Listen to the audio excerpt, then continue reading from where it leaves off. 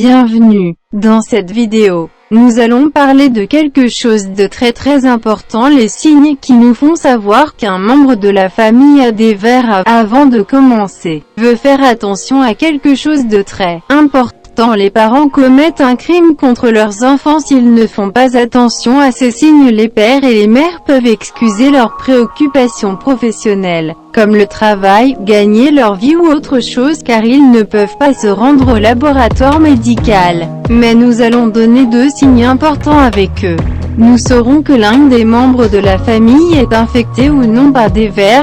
Que fait l'insouciance? Cela affectera la vie future de l'enfant pour le dernier âge sur sa pensée et sa composition mentale et la forme de sa structure physique et sur sa composition osseuse ainsi que le travail des organes dans le corps du fils ou de la fille dans le cas où ces signes sont négligés.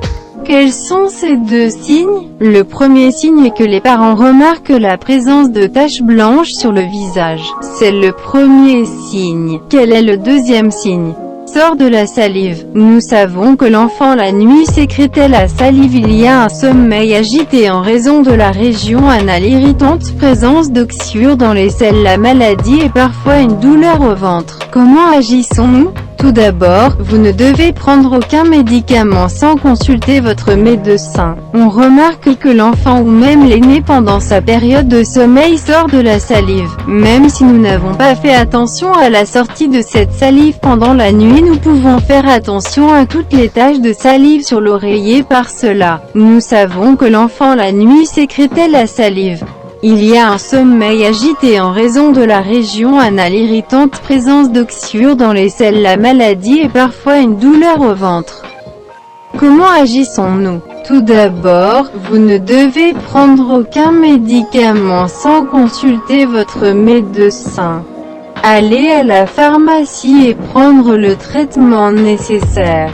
Prenez la première dose au cours des 3 premiers jours 2 fois par jour, matin et soir ou selon les recommandations du médecin.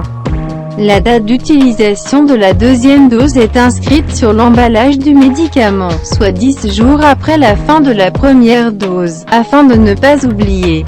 Prenez la deuxième dose à temps jusqu'à ce que les vers qui viennent d'éclore soient tués et ne pondent plus.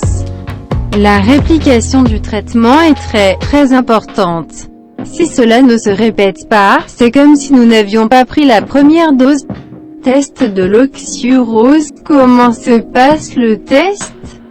Quand une personne a une infection par l'oxyure. Les oxyures adultes vivent dans l'intestin et le côlon. La nuit, les vers femelles adultes pondent leurs œufs en dehors du rectum ou de la région anale. Une façon de détecter les oxyures est de faire briller une lampe de poche sur la région anale. Les vers sont minuscules, blancs et cordés.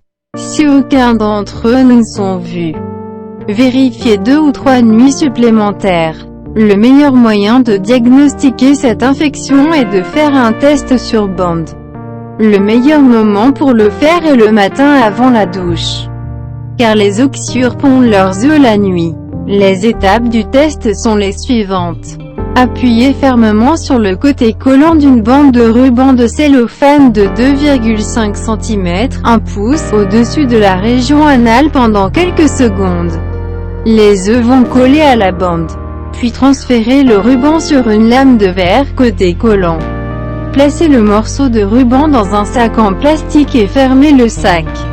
Lavez-vous très bien les mains. Apportez le sac chez votre fournisseur de soins de santé. Le fournisseur doit vérifier la bande pour voir s'il y a des œufs. Il est possible que le test sur bande doive être effectué 3 jours différents. Vous pouvez recevoir un test spécial pour les oxyures. Si oui, suivez les instructions pour l'utiliser. Avec mes meilleurs vœux de vie saine et heureuse. Bienvenue, cliquez sur j'aime, abonnez-vous à la chaîne et activez l'icône en forme de cloche.